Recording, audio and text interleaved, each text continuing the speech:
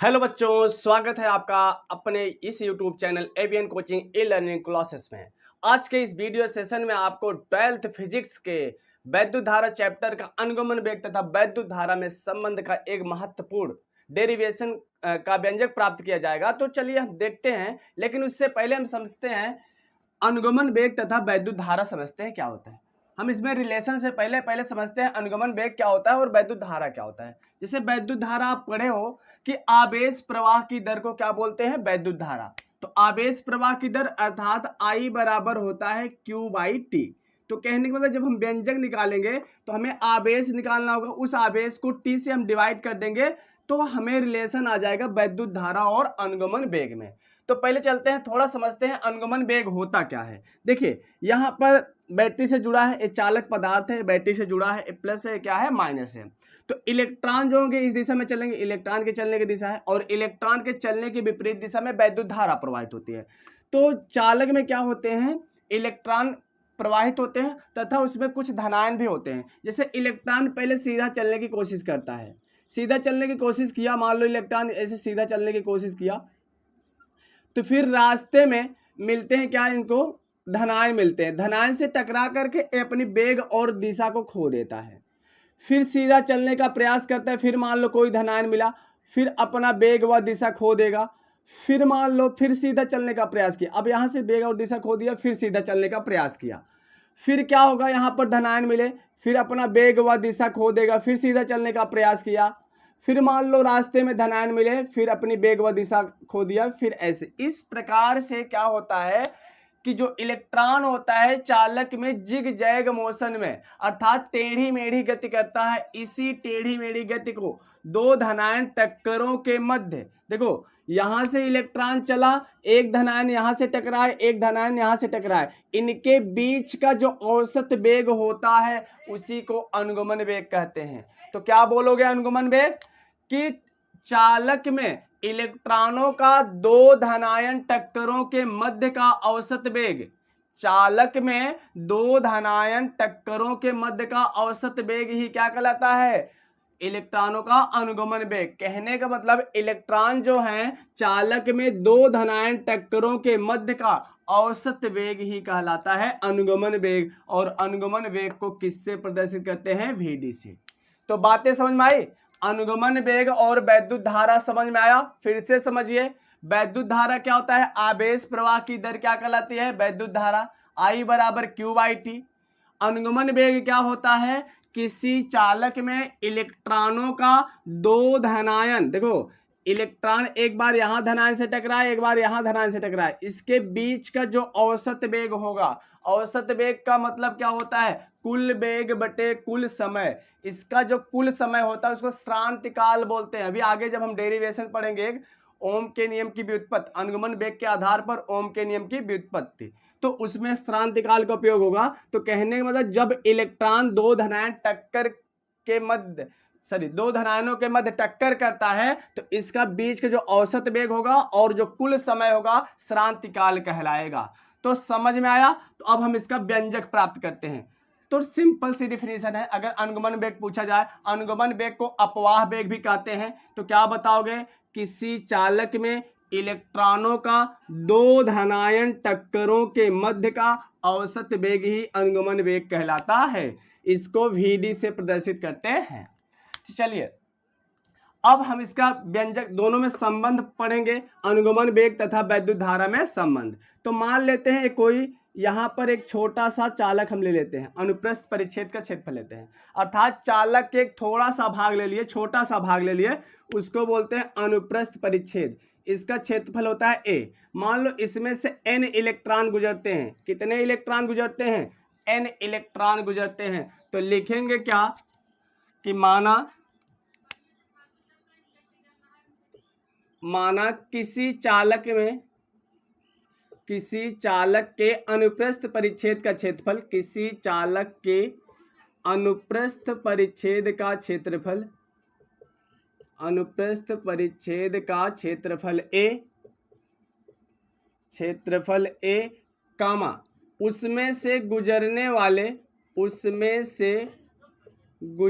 वाले इलेक्ट्रॉनों की संख्या, गुजरने वाले इलेक्ट्रॉनों की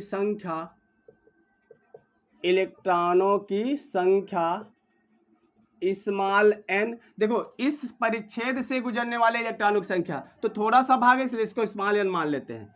स्मॉल n व अनुगमन वेग क्या है, vd है। अभी पढ़ा अनुगमन वेग या अपवाह वेग, अनुगमन वेग vd है। ठीक, इतनी सी बात समझ में आई। तो हम निकालेंगे क्या, एक सेकेंड में, किसमें, एक सेकेंड में अनुप्रस्थ परिच्छेद से गुजरने वाले इलेक्ट्रॉनों की संख्या,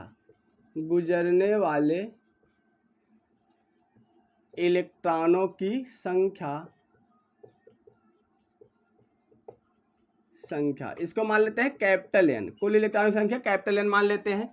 तो देखो कितने इलेक्ट्रॉन, परिच्छेद में से कितने इलेक्ट्रॉन गुजर रहे हैं, N, उसका क्षेत्रफल क्या है, A, और अनुगमन वेग क्या है, Vd, तो NaVd। समझ में आया, मतलब N इलेक्ट्रॉन इस परिच्छेद से गुजर रहे हैं, इसका क्षेत्रफल A है, तो Vd इसका अनुगमन वेग है, कुल इलेक्ट्रॉन कितने हो जाएंगे, NaVd। तो t सेकेंड में कितना हो जाएगा, तो t सेकेंड में अनुप्रस्थ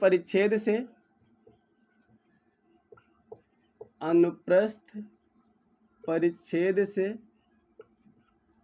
गुजरने वाले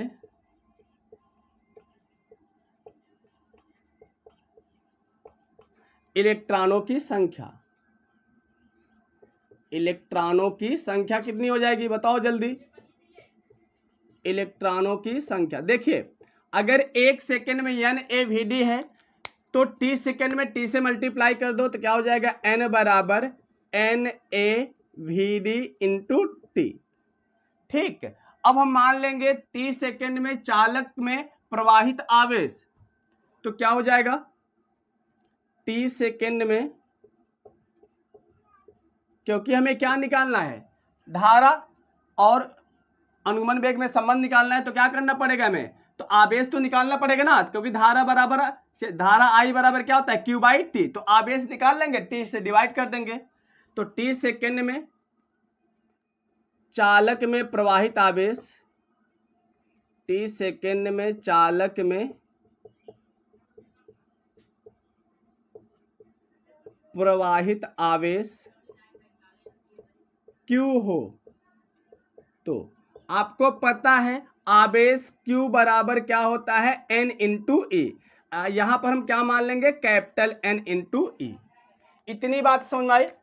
अब इस कैपिटल N की वैल्यू यहां पर रख दो, तो Q बराबर क्या हो जाएगा, देखिए N, कैपिटल N की वैल्यू क्या है, NaVd इंटू टी, और इंटू क्या, देखो N की वैल्यू हो गई NaVdt इंटू E। अब एक किसकी वैल्यू आ गई, Q। हमें पता है क्या होता है, वैद्युत धारा I बराबर क्या होता है, Q बाई टी। अब Q की वैल्यू रख दो तो क्या हो जाएगा, I बराबर कितना हो जाएगा, बताइए, I बराबर क्या हो जाएगा, Q की वैल्यू क्या है, NaVd इंटू टी बटे, सॉरी इंटू ई भी है, बटे क्या हो जाएगा, टी से टी क्या हो जाएगा, कैंसिल, तो क्या बचा, I बराबर N, E को पहले लिख दो NeAVd। यही होता है वैद्युत धारा और अनुगमन वेग में संबंध। तो हमें पहले क्या करना है, एक सेकेंड में अनुप्रस्थ परिच्छेद से गुजरने वाले इलेक्ट्रॉनों की संख्या निकालना है, फिर t सेकेंड में निकालना है, फिर आवेश निकालना, आवेश बराबर पढ़े हो ना, क्या होता है, Q बराबर N इंटू E। N की वैल्यू रख दो, फिर हमें धारा, हमें पता है धारा I बराबर Q बाई टी होता है, तो क्या होता है, आवेश को t से डिवाइड कर दो, आ जाएगा I बराबर NeAVd। तो इस प्रकार से हम आसानी से इसका व्यंजक प्राप्त कर सकते हैं। तो बहुत ही इंपॉर्टेंट है, इसको नोट डाउन कर लीजिएगा। अगर आपको इसके आगे है, एक आता है धारा घनत्व आता है, तो धारा घनत्व में क्या होता है कि एकांक क्षेत्रफल पर, या बोल सकते हो कि धारा घनत्व J बराबर I अपान A। धारा घनत्व J बराबर क्या होता है, I/A। अगर वहां पर आपको व्यंजक प्राप्त करना है तो I की वैल्यू दिया है, A से डिवाइड कर दो, A से A क्या हो जाएगा, कैंसिल, तो J बराबर NeVd हो जाएगा। इस प्रकार से आप धारा घनत्व को भी पढ़ सकते हो। तो यह वीडियो सेशन